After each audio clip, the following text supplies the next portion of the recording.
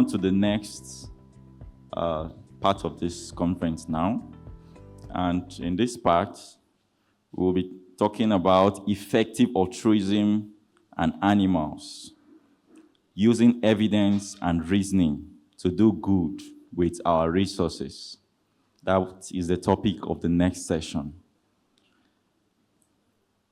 And then just a brief about the session, what the session is all about. This talk will focus on effective altruism and animals, specifically how factory farming is rising in Africa and what we can do to fight it.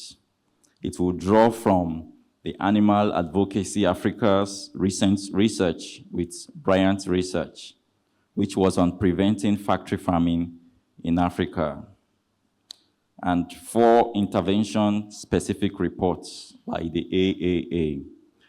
It's also worthy of note that the spokesperson of the Africa Animal Advocacy will be available for office hours at the end of today's session. So if you're interested in asking more questions, pushing the discussion further on animal welfare, please hang around and meet with Jenna Hiscock, who will be hosting the section. So a little bit about the speaker.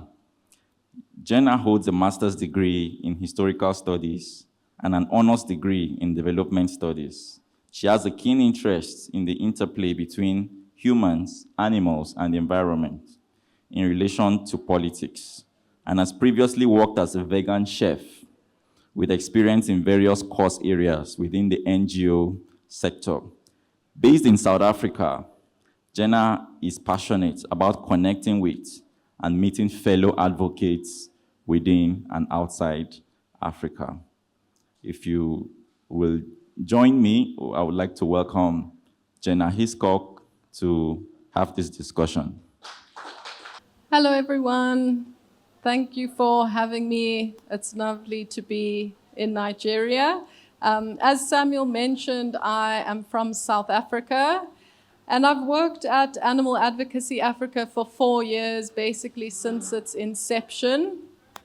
And just to say, there is a Q&A at the end, but I'm happy to meet with anyone at any point if we don't cover everything that you're interested in during the Q&A.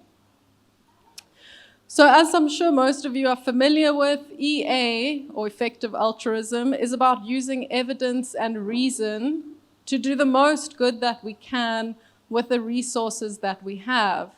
But why should we, or do we care about animals in Africa? So one of the frameworks that we use in effective altruism is the ITN framework. I don't know if you have heard of it, but I will go through it with you. So we use the ITN framework to figure out what should we prioritize. Importance, neglectedness, and tractability. I'm going to go into more detail for each of these, but just for now to tell you our kind of general argument so you can thread it through during the presentation. In terms of importance or scale, we're looking at a rise in factory farming. Neglectedness is low funding as well as not having developed talent pipelines. And in terms of tractability, it's intervening early. So what that means is trying to prevent the progression to industrialization, because once an industry is established, it holds political power and economic power, and it's a lot harder to interview once it's established. So how large is the problem of farmed animals in Africa?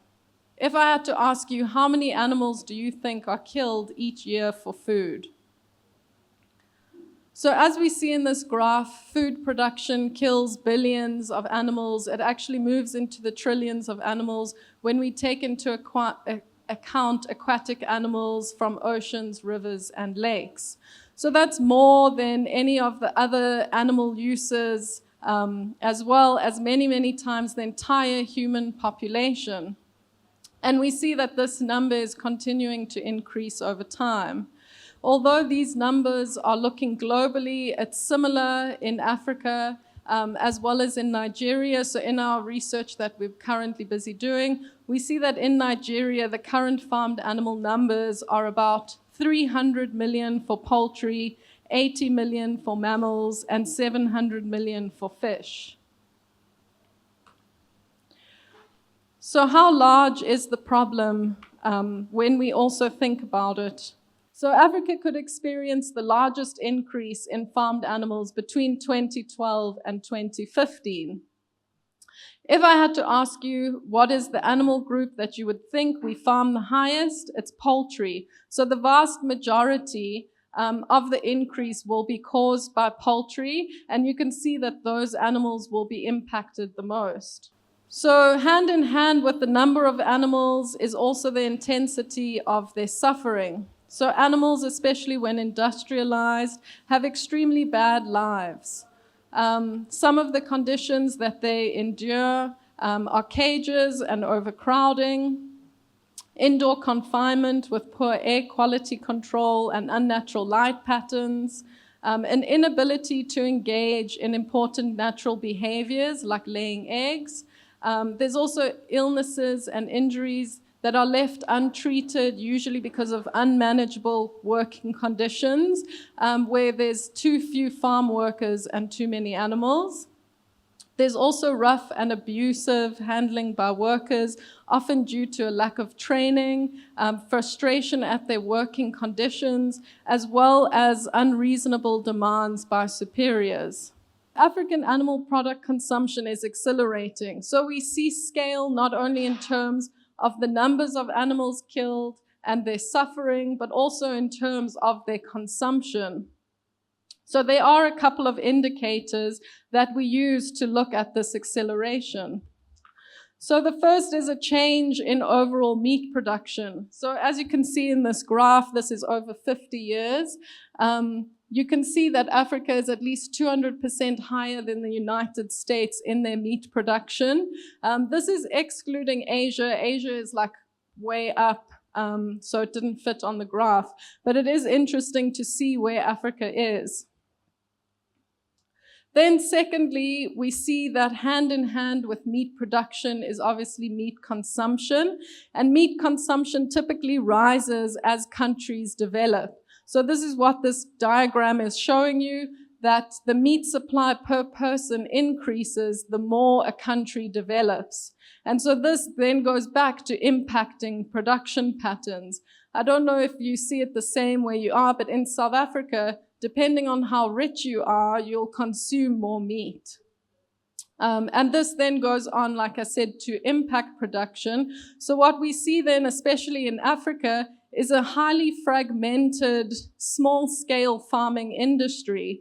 And majority of livestock farmers are relying on their own subsistence as well as selling to small-scale markets and local outdoor markets. So Africa is home to the fastest growing populations in the world. This is also one of the interesting things about the African population, is that 77% of it is under the age of 35. So it's an extremely young population on the continent. So as I said, Africa is currently not as industrialized as maybe Europe or America, but the escalating demand causes a shift towards industrialized animal agriculture. So industrialization seems like it's the only solution that governments and multinational corporations are starting to push for as an answer to that consumption increase. But what are some of the negative effects of industrial animal agriculture? Why do we have an issue with it? And this, I think, is something that ties in with scale and importance.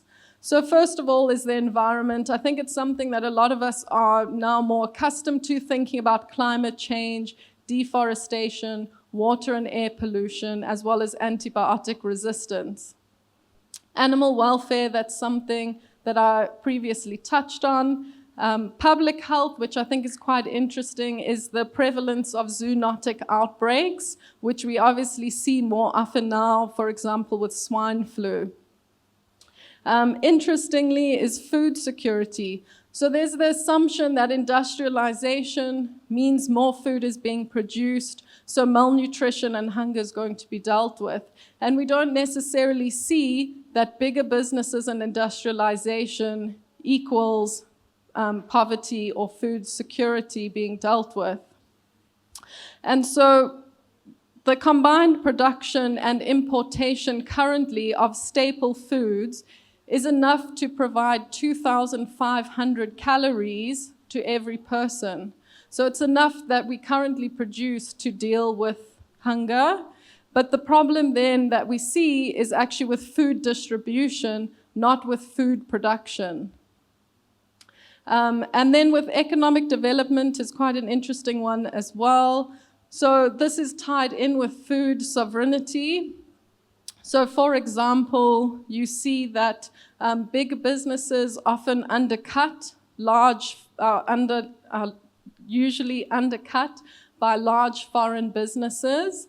And it's not always that causation of bigger business means more money for locals. So for example, in 11 of the 12 Brazilian cities where JBS operates, it's one of the biggest meat producers in Brazil, 11 of those 12 cities have actually had an increase in poverty, not a decrease. So moving on to neglectedness. How neglected is the animal advocacy space, specifically farmed animals in Africa? So first, you can see in this pie chart that philanthropic spending in the US, 97% of it goes to humans and 3% of it goes to animals. Lots of people spend their altruistic efforts on helping animals, maybe through animal shelters and wildlife conservation, but that actually helps a smaller number of animals in proportion to the overall population. And so, as you can see in this graph, the number of animals killed for food is on the left. It nearly takes up the whole block. But on the right, it's just like that small little rectangle in the bottom in terms of how much funding it receives. So in 2022, $1.5 to $3 million was donated across Africa for farmed animals. It sounds like a large amount, but in terms of that percentage for global funding going to farmed animals, that's about 1% that we estimate came to Africa. And what we've seen in our own work is that activists and organizations on the ground cite a lack of funding as the main bottleneck that they experience trying to execute the work that they do. And so based on our own research that we did earlier this year, 25 to 35 million was donated to animal-related causes, but only 0.8 to 2.9% of that actually went to farmed animals in Africa. So when we put those facts together, we see that if only 3% of the total funding estimated is going to animal causes, of that 3%, an even smaller amount is going to Africa, and of what's going to Africa, an even smaller amount is going to farmed animals. So tractability. Tractability is probably the one that we are most uncertain about in our own work. It looks like the end of factory farming could be quite tractable. We see that public opinion is starting to slowly turn against it, although it is relatively slow, that turning, you can see that it is happening. And we also see a lot of laws being introduced over the last few decades, which prevent some of the worst abuses towards animals. So the use of animals for food could also be very tractable through alternative food technologies, such as meat substitutes, as well as lab-grown meat. And these are just some of the effective animal advocacy organizations that are in this space that we wanted to highlight, either doing funding work, research, or advocacy. So they can be high leverage in influencing the nascent movement and industry in Africa. Like I mentioned at the start, it seems like acting preemptively is more tractable than trying to intervene once an industry has been established. So what you see in the US, for example, or Europe, they're already at that stage of industrialization, and trying to downscale is a lot harder. So in Africa, for example, there isn't yet that industrialization, so there's the potential to intercept and make a difference before it's actually become established, and it has that influence on how business operates. So there is a small window to act, but it is closing rapidly, and we really do need advocates and organizations to be stepping into that space while it is still leverageable. But what are the bottlenecks within tractability? And this is where our organization, AAA, comes in. So the major bottlenecks is a lack of interest in animal welfare. Secondly is a lack of law enforcement and legislation. And third is that many funders don't think there's good enough organizations in Africa, which is obviously not true. So what does Animal Advocacy Africa do? Animal Advocacy Africa aims to empower advocates and mitigate the rise of factory farming. So we give advocates and organizations the skills, knowledge, and resources that they need to do the work that they want to do. So the one element is our capacity building program, which we ran in 2022, where we supported 17 organizations across 8 African countries, and we were able to help them with $200,000 in funding. So that was either through giving them guidance on their own funding strategies, helping them with grant applications, as well as connecting and facilitating meetings with funders. So these are just some of the organizations who we've supported in our work, who are based in Zimbabwe, Uganda, and Ghana. The second part of our project is our research project, which is probably the thing that we've spent the most time on. We wanted to have evidence for ourselves to look at what is the best strategy for the work that we want to do. And so we recently published a research report in August, which was built on a paper that we collaborated on Bryant Research with. So the research findings are intended to be practical recommendations for advocates to use and be able to pursue for their own projects. And these recommendations are in descending order. So the first recommendation is policy advocacy. Second is collaboration with farmers, both smallholder and large-scale farmers. Public outreach is radio campaigns and working with religious communities. And then fourth is alternative proteins.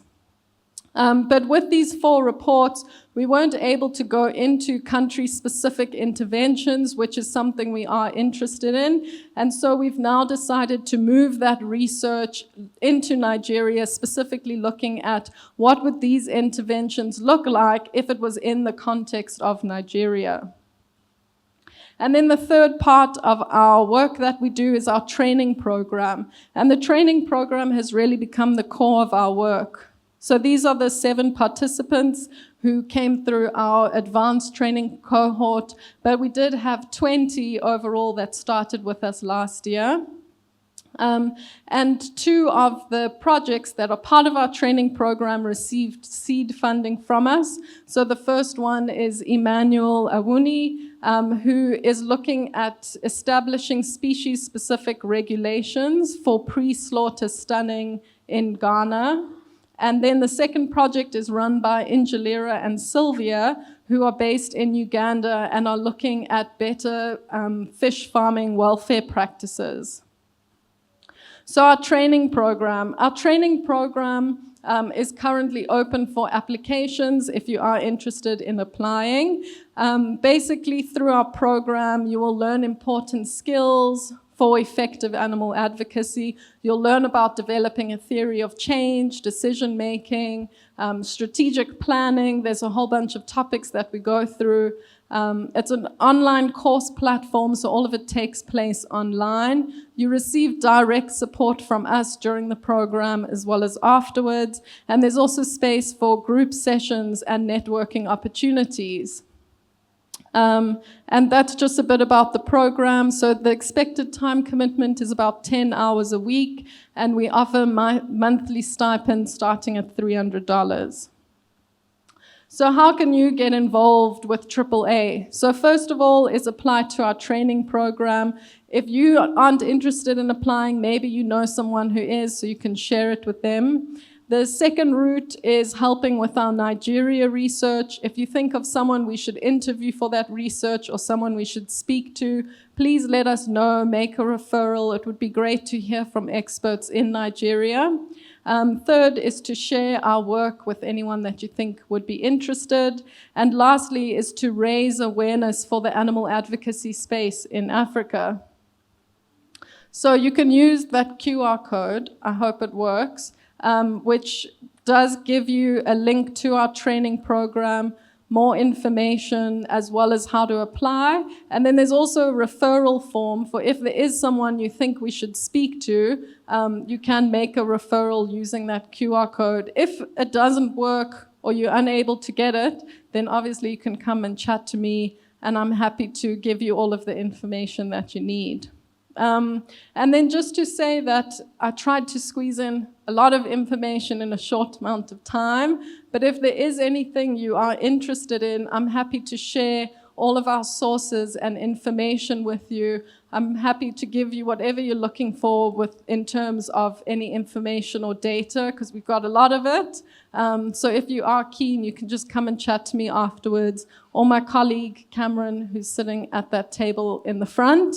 And it would be lovely to have as many of you apply and be interested in animal advocacy, because as you can see, using that ITN framework, it is something that we think at least is effective, and it is highly impactful work in Africa. Thank you.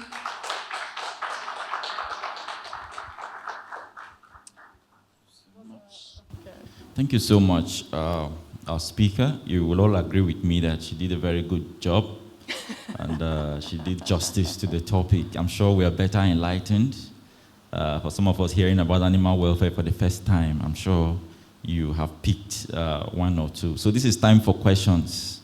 So I will take the hands that go up. So if you have questions for Jenna, okay. So let's begin with you, sir. Thank you, Dr. Sam. Thank you very much for your presentation, Ms. Jenna. Good to have you in Nigeria.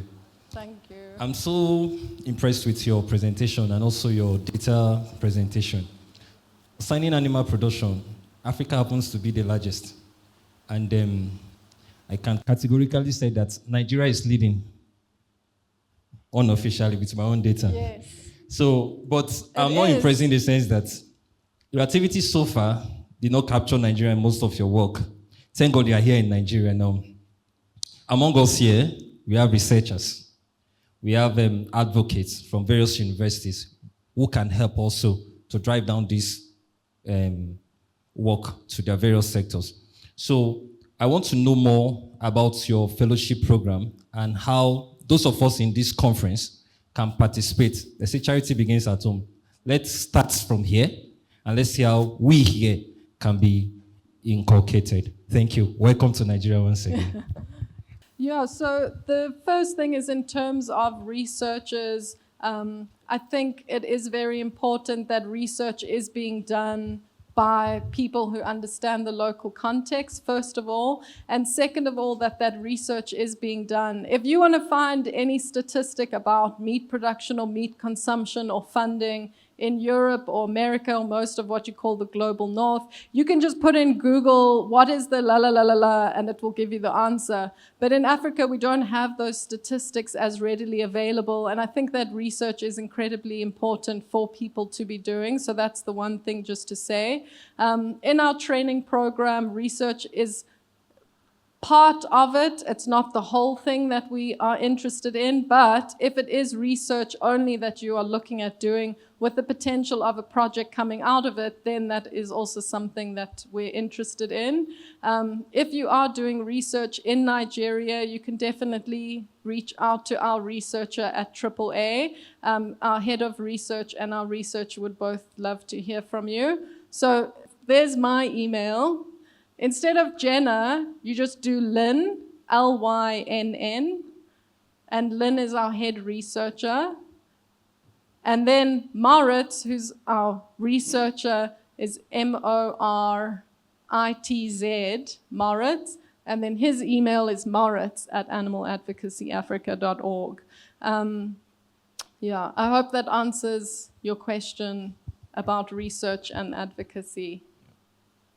Right. Exactly. Okay, thank you very much for your presentation. I want to appreciate you once again.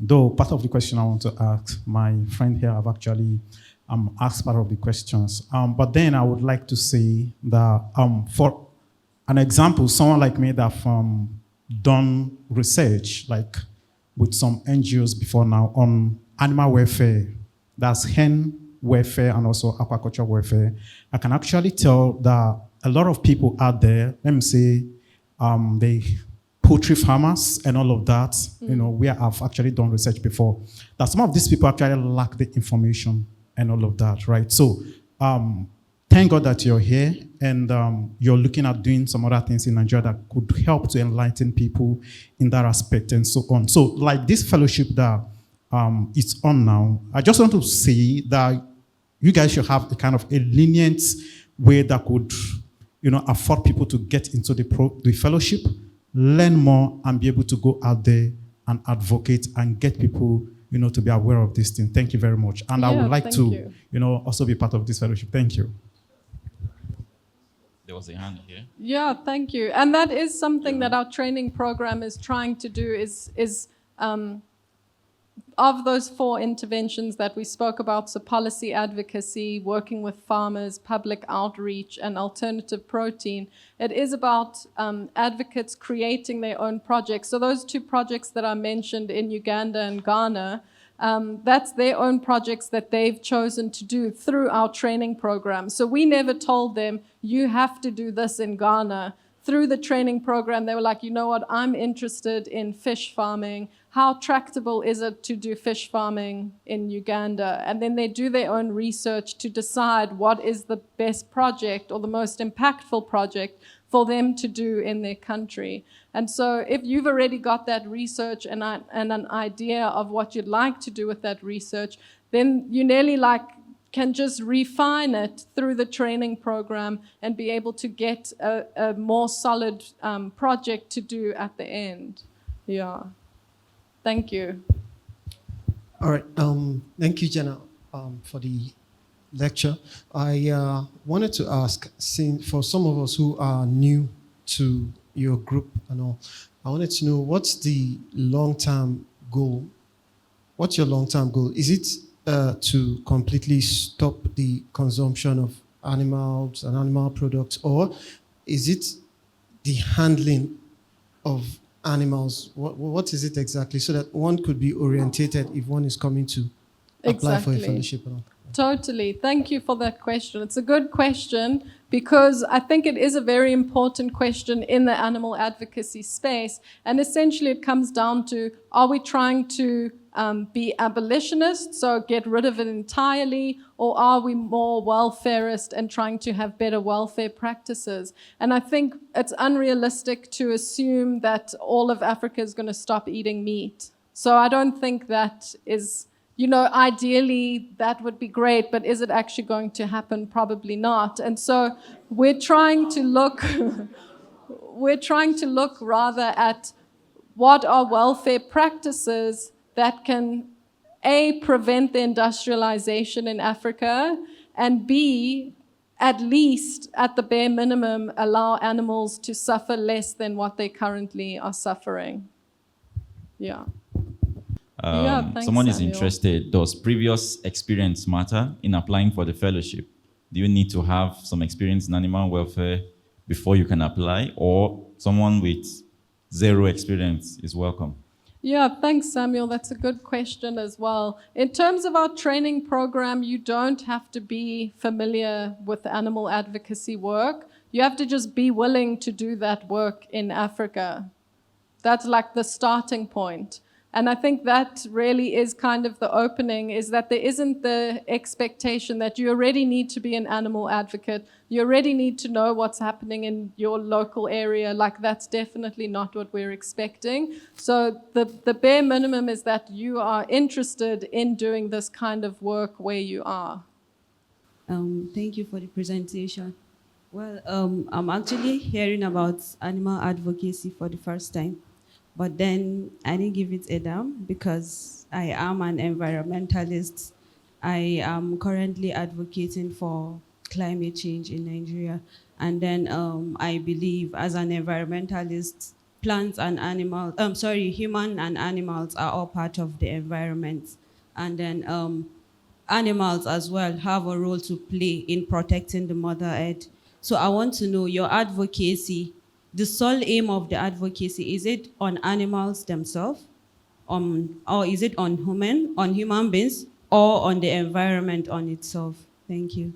Thank you for that question. And I think it is interesting because it's quite a complex problem that we're trying to solve. And so I don't think okay, let me put it this way. In our training program, the hope is that you will come out focusing on a specific farmed animal group. It doesn't have to be all farmed animals, but a farmed animal group at least. And how you choose to go about doing that work is through one of the interventions that we recommend. And so potentially, like for example, what you saw in the presentations earlier today, maybe it's working with local communities, maybe it's doing outreach, maybe it's doing educational programs. So how that intervention lands up looking, I think during our training program is what you find out. But you don't have to be working with animals directly. You can be working with humans, which is helping to combat the rise of industrialization, or helping with better animal welfare practices. So for example, if it's an educational program, you can be working with a whatever local school or a local religious group about how livestock's treated, for example. And so you're working directly with humans and you're bringing in that One Health approach, talking about the environment as well as climate change and how it's interrelated with animal production and human consumption. And it is interrelated, and maybe that's something you find out through our training program. So you don't have to directly work with animals, but the long-term outcome should be a positive impact for farmed animals. Yeah. Thank you. Thank you very, very much, Jenna. If you still have questions and if you want to move the discussion further, Jenna is available this evening, maybe by 5, right? Yes. By 5 p.m. Please, she sits there. You can go meet with her and the discussion continues. Even tomorrow, lunch break tomorrow, you're available, right? Yes. Great. So she's still available tomorrow. So please don't feel offended if I didn't take your questions. Because of time, we have to move. Thank you so much, Jenna. I'm going to quickly add in one thing for 10 seconds. It's tomorrow we're doing a discussion session where we're going to run a workshop about our training program. So if you do want to hear more about it, that's happening tomorrow, and I'll be there with Cam. Thank you. Thank you so much. Can we appreciate Jenna with a huge round of applause?